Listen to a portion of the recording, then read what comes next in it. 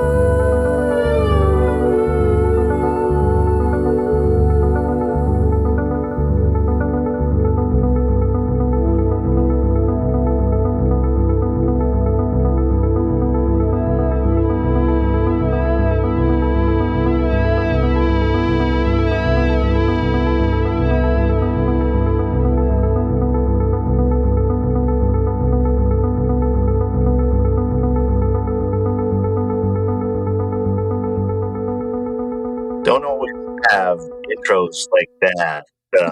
Victoria Astuto, that is the first track off Victoria's new album, The Place, and that was the intro. Victoria, I'm going to talk a little bit about you before, so you might be about, horse behind the gate here, ready to go, but I get to talk about you. Sounds good. Victoria was a guest on episode 191 with Matthew Kyle Levine, and actress, musician, songwriter, singer, educator. I'm familiar with your work, acting, and hearing your music. I really love the art that you create, and I found your acting in the short films by Matthew, Sometimes Soon and Trusted Hands, to be like distinct performances. And I know it might be tough to lean into, but I'm just being very particular about that. So happy to have you here. Tell us about The Place and what we just heard and the new album. There you go. Of course. Well, an incredible intro. Thank you so much. I'm so excited to be here. The Place was kind of a project over, a few months of kind of just thinking about what my debut music was going to be, because it was something I hadn't put out, and I've spent a lot of time just as a classical musician and playing a lot of other people's music and never really diving into what my own sound and what my own voice would be. So this was a scary project. Not scary, but an undertaking for sure, and something I feel like changed after completing it. The Place was inspired a lot by, I think, finding places that are meaningful to you, whether it's like a mental place or a physical place or a place in your memory or a place with somebody else that feels safe and feels like home and feels like where you can find yourself. And the album was written and recorded kind of in between a time for me of I was a teacher for 5 years in public school and kind of was transitioning actually out of public school into more of a freelance lifestyle where now I just do a lot of videography.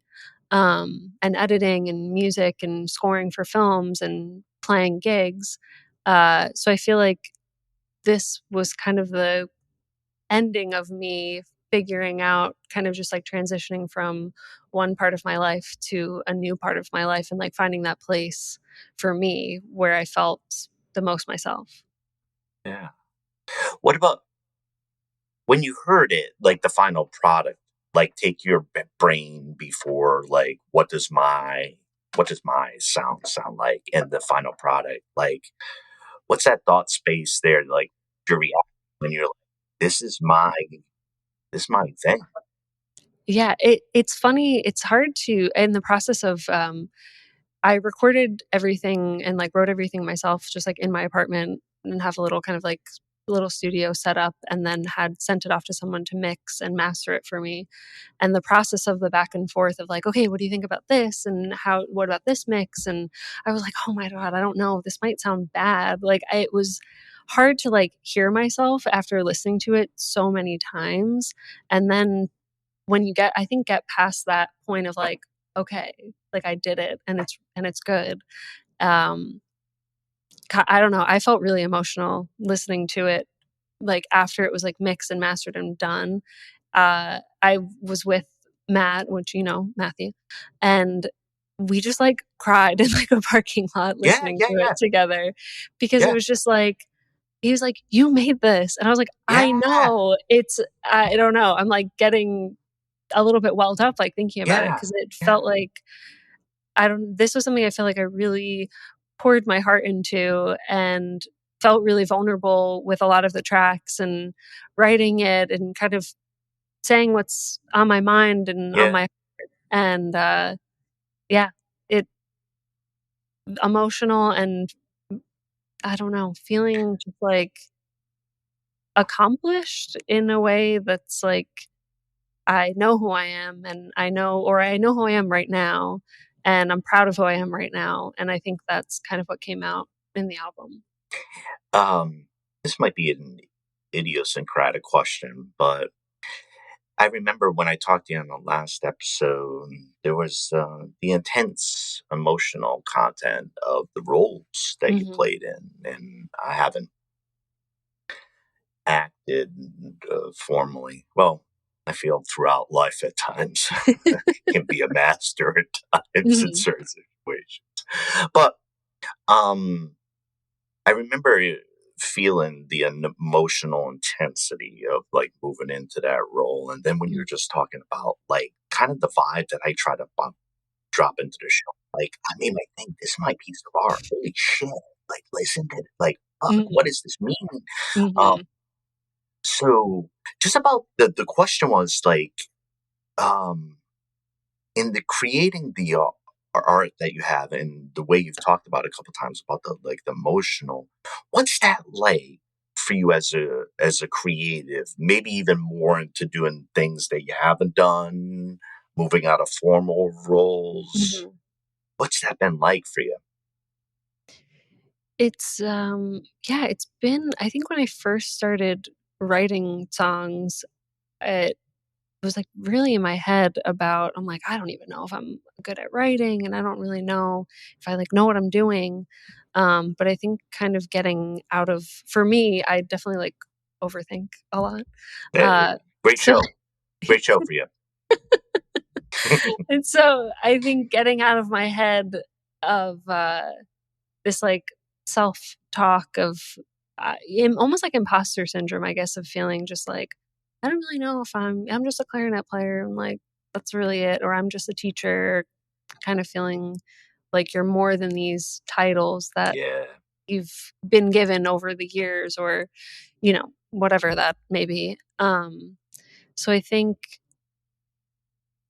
sorry, I lost my train of thought. No, it's just about the like the emotional like that experience and moving through it, like the intensity of like Mhm. your own individual like Yeah. process. Yeah, I think working alone on the project mostly, um, can be, I think, really I guess, therapeutic in a way, because there were times where I'm like, okay, I think this is what I kind of want to write the song about, and how am I going to go about it? Because I feel like every song has like a different process. Of certain songs felt like I like sat down with like a guitar, or I use a lot of synth, and I'm like, I wrote it, and that's it. And like the lyrics, I know exactly how I want it to be.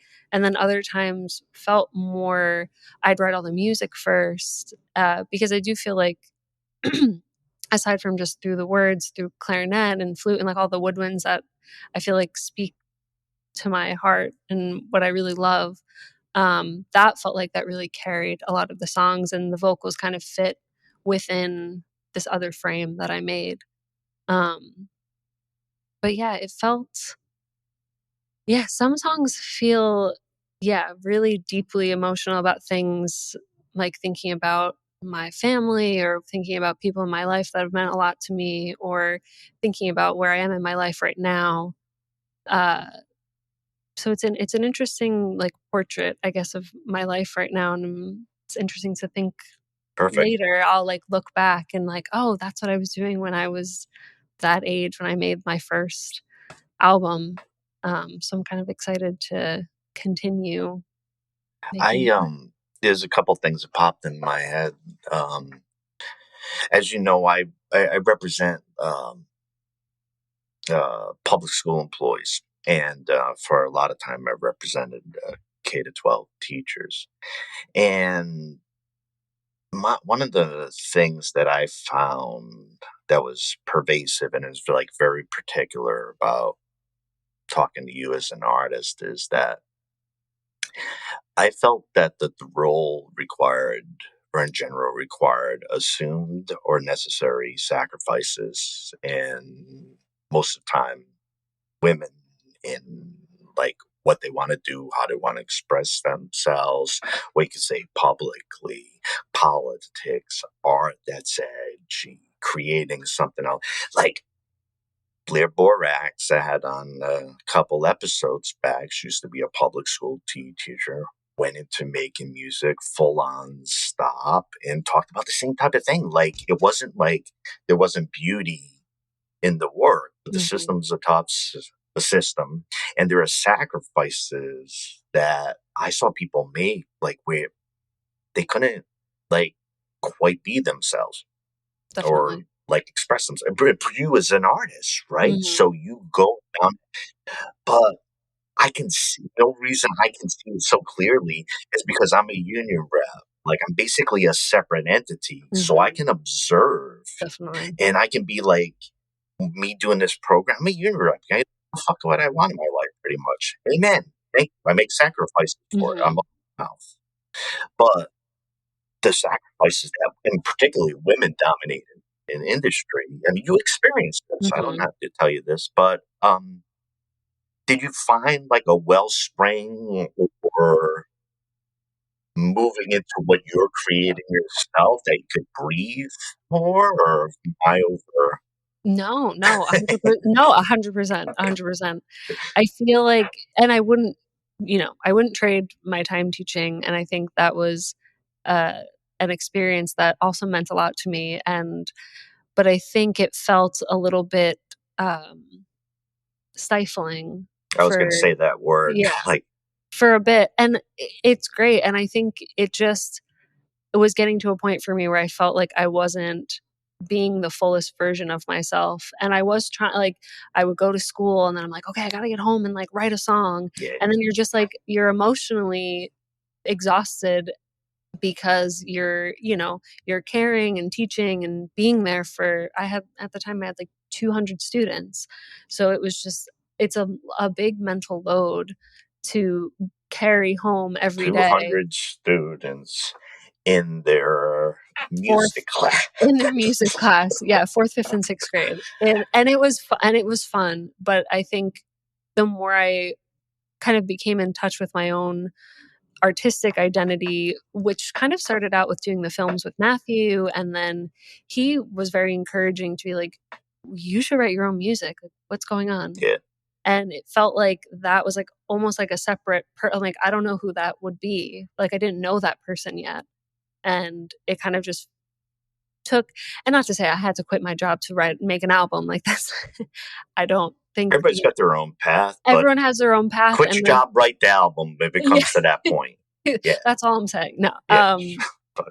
But it felt like, yeah, kind of moving into more freelance work, just like the schedule and kind of feeling I'm in charge of my life a little bit more than being on that strict schedule really helped, I think, open up my artistic potential or musician potential that I know was there, but I just hadn't really tapped into it.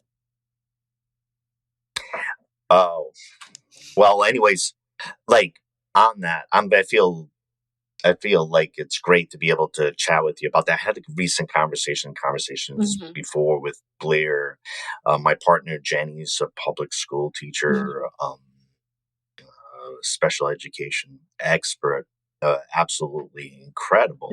Yeah. But it's one of the things, because I've been connected to the kind of history of public sector organizing, like women getting screwed over in their pay historically because it's a women's profession, kind of ideologies and thinking like that. So good on the path and you're doing it. Thank you for the art that you're creating with it. I love the song titles, and I just have to tell the listeners this. The Place intro, 111, Empty, Noon, Sliver, Some Other Time, and the outro, which we will hear on the outro of the episode. Philosopher's Dream, some of those concepts and ideas and names. I think about in listening to this music and speaking about some of the work you've done with Matthew Kyle Levine. I'm always drawn back to these pervasive, strong themes of place, out of place, out of sync, loneliness, separation, desire for connection, like just big ideas that are like right in front of me that I see. So I kind of took a particular joy in like connecting like the way of approaching this to like larger concepts. There's you've done some work scoring and with film formally. I know I saw the trailer for Matthew Kyle Levine's on the phone. And I was just wondering, I know you worked on that project, but if you could just kind of tell us about like you as the artist integrating with the sound, the instrumentation, of course, with what we see on the film. Can you just talk a little bit about definitely like doing that? Yeah. For On the Phone, that was one, a short film shot on 60 millimeter film. And when we went into it, Matthew was kind of like, it needs to be like a lot of instruments, and I want it to feel like really real. And because he's done a lot of synth scores, and there is a little bit of synth in the score for this one. But it was really heavily inspired by three women. I don't even remember what year that movie is from. I'll have to look it up. But they use a lot of like flute, clarinet, bass clarinet, and like really like densely scored. And that was kind of a lot of the big inspiration, and kind of like a little bit of like Twilight Zone. And we both love, Johnny Greenwood scores for like Paul Thomas Anderson films, where they're so beautifully orchestrated and also just so emotional. And that was a big inspiration for kind of a lot of the scores I've done. And so for this one, it was just one that I recorded, here in the Hudson Valley. And it was a lot of just like layers upon layers, like 3 flute layers, 4 clarinet layers, bass clarinet layers, just to make it feel really like, I don't know, like, I'm trying to think of a good word for it. Figure it out. It feels, almost like you're kind of just like really trying to like get through this dense, almost like, I don't want to say mud because it's not muddy. It's you know, you can hear all the parts really well. Yeah. Molasses maybe would Yeah. be like Good. where you're like really trying to get through it. Yeah. Just, you know, I don't want to say too much about it, but it, I feel like mirrors what is going on in the film.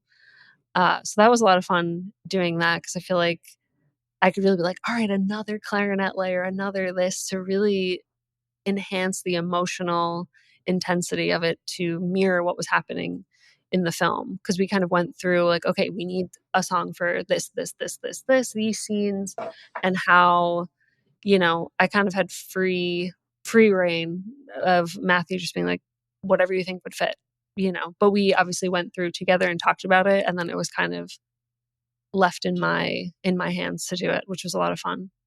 I love the artistic collaboration. Sometimes like dipping into the dynamic Mhm. there and how it goes, how it Mhm. develops is just lovely to connect with. Like Yeah.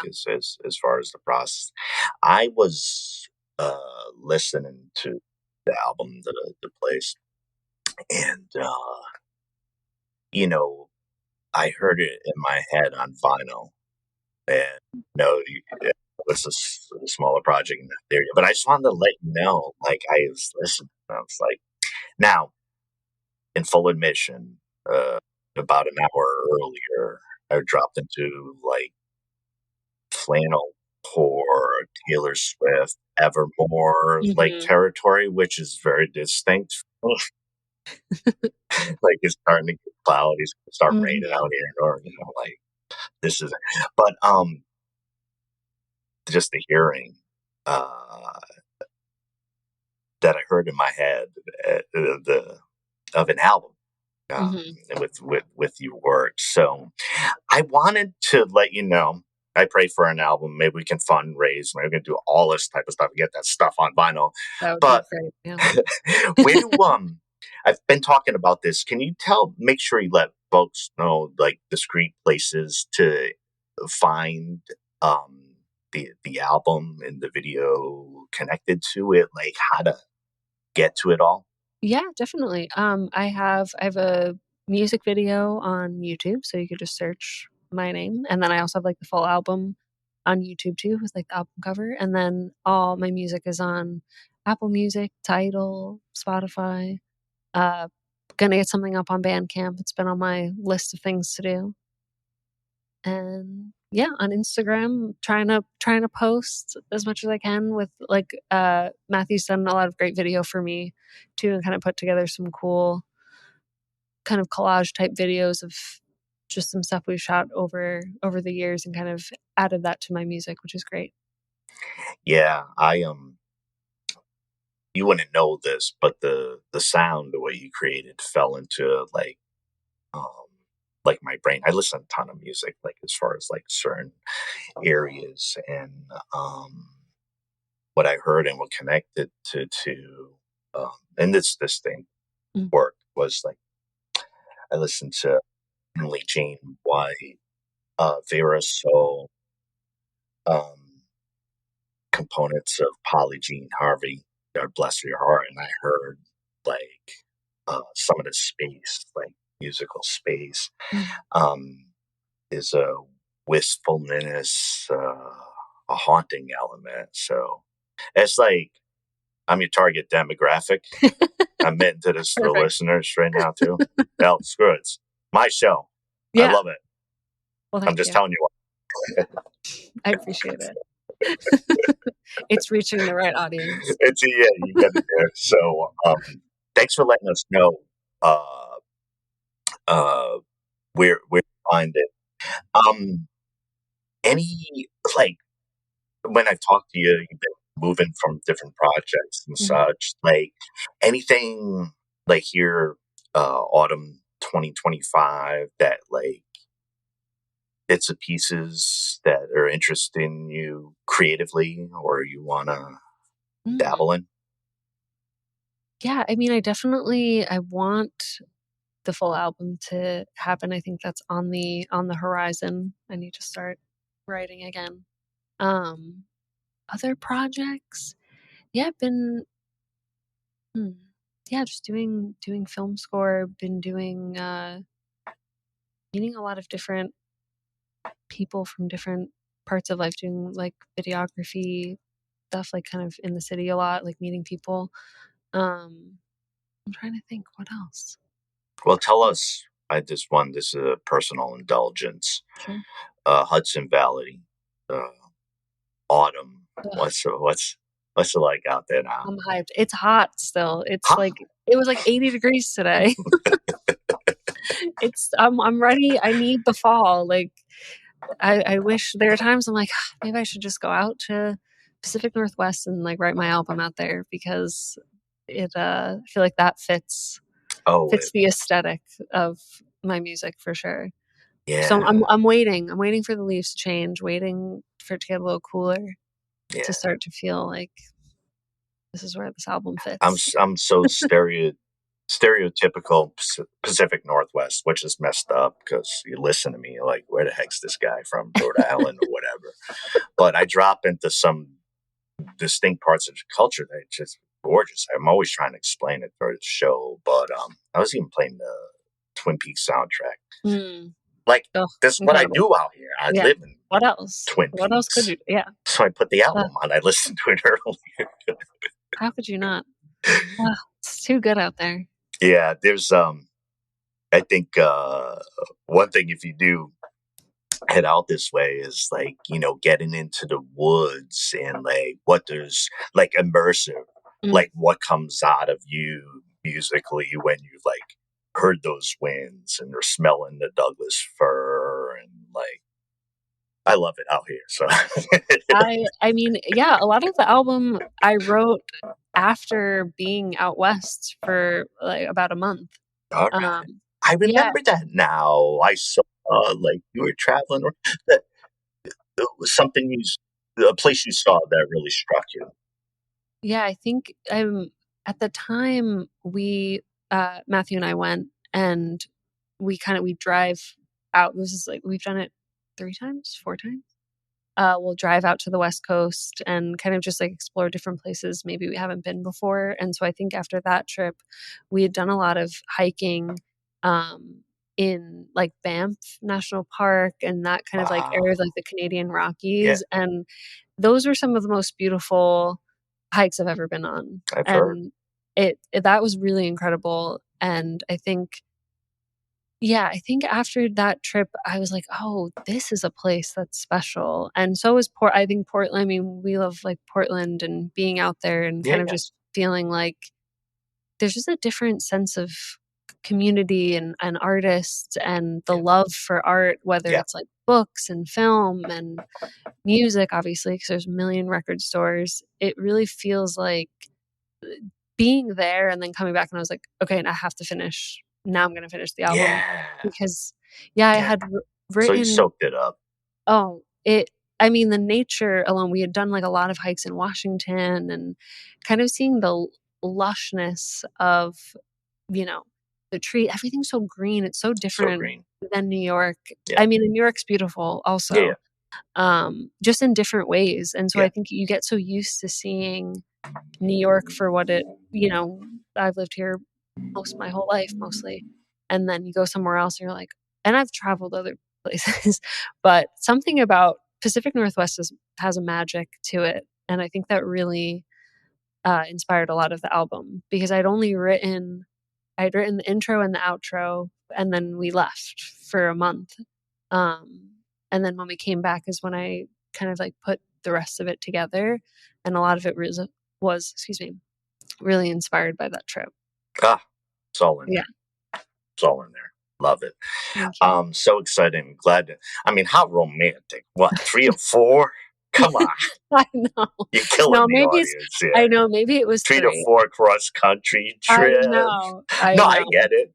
My partner Jenny and I like if we were deliberate in doing so, we're down and now. I'm just messing with you. But some of the listeners being like, come on, Yeah, how sappy can you get 3 to 4 I know. creating art together? I know. It's so You get to dive into him as a human. So Yes, it's a Um, great experience. Now, I I just wanted to let you know I really appreciate chatting with you and dropping into the art you create and Matthew creates, and uh, it's just really exciting because I think there's something distinct going on with the art that you create that is noticeable, and like there's the energy to show in the podcast for me is be like I get excited, and all of us into art a lot of time get way too excited about it, but part of it is like the history of art is like, oh my gosh, look at this art, it's so cool. Look at it too. And then people react in whatever way they do. But like, look how cool this looks. Like, I love this thing Mhm. in sharing. So I just wanted to thank you for coming on Yeah, again. And thank you for having me. yeah, um, the last track we got an outro on the place, and I was just wondering, you could take us out, maybe tell us a bit of your thinking about this track and the end of the album. Definitely.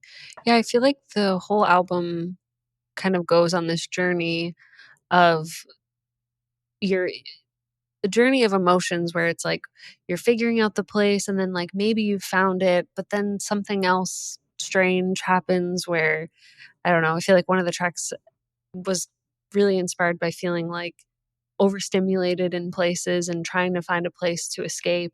And then maybe you escape, but then something else crosses your mind. And then I feel like you go through this journey through the tracks, and by the end, you kind of actually feel resolved. And I think that was the feeling I was trying to get by the end of like, maybe you found the place and maybe it's short term, but maybe it's really long term. And I think that's kind of how the ending felt to me, Ah, where, yeah, resolution. resolution, exactly. Yeah, And maybe for who knows how long, but I yeah, think enough to feel calm and settled in the moment. yeah. It's beautiful. Everybody, check out Victoria Studios, the place, and all the places as well. But here we go with outro. Lovely to see and talk to you, Victoria. Thank you for having me.